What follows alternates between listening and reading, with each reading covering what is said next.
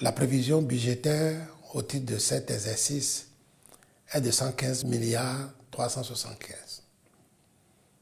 Il est en hausse de 15% par rapport à l'année dernière et singulièrement au niveau surtout des investissements, il est en hausse de 15,30% parce que nos besoins sont plus importants. En cette année 2024, nous sommes vraiment en année de croisière sur le déroulement du PAG 2 et beaucoup d'actions devraient pouvoir aller vite.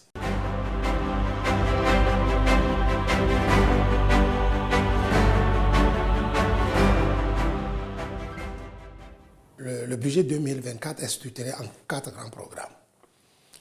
Un programme d'appui au service du secteur qui, au fait, fait à peine 7,8% du budget. Mais un programme agriculture, production végétale, toutes les spéculations confondues en production végétale, qui fait à peu près 89 milliards, soit 77% du budget. Un programme élevage qui absorbe à lui 9,2 milliards de francs contre 7,1 milliards l'année passée. Et un programme d'aquaculture et pêche d'un montant de 7 milliards 75 millions contre 5 milliards 6 l'année dernière. Pour montrer, en fait, la volonté de réduire sensiblement les faux frais liés au suivi, à l'appui et n'investir surtout que sur la capitalisation en agriculture.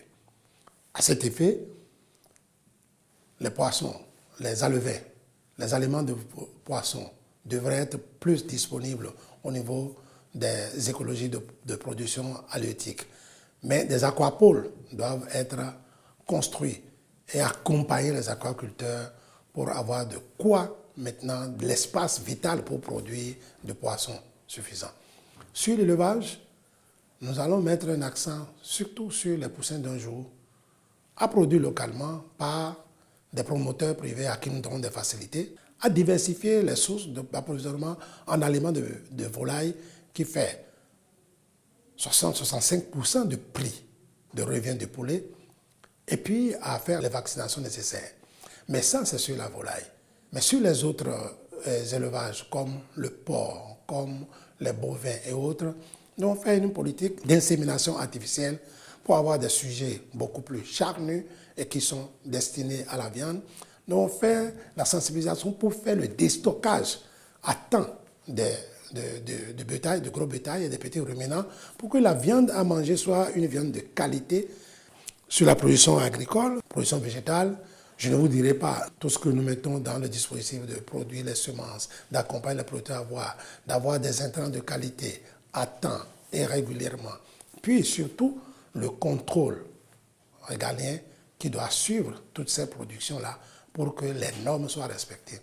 Nous devons maintenant orienter notre accueil davantage vers l'exportation, la diversification de l'exportation de nos produits, que ce soit le coton, que ce soit le cajou, que ce soit le soja, que ce soit le karité ou que ce soit l'ananas et autres, là, toutes ces productions aujourd'hui sont sujettes à l'exportation.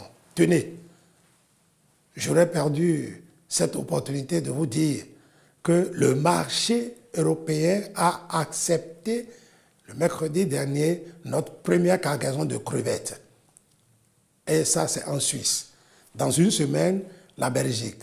Dans 3 semaines, la France. Et si ces pays maintenant finissent par accepter notre crevette, qui devient maintenant de qualité sur notre marché, nous aurons percé davantage ce que nous avons perdu en 2006.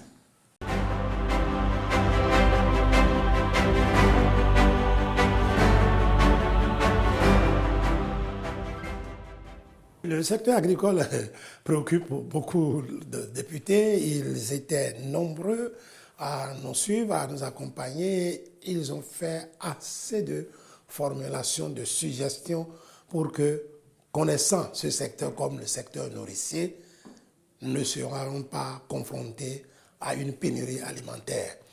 Ils ont estimé que le budget apparemment n'est pas à la taille encore de nos ambitions.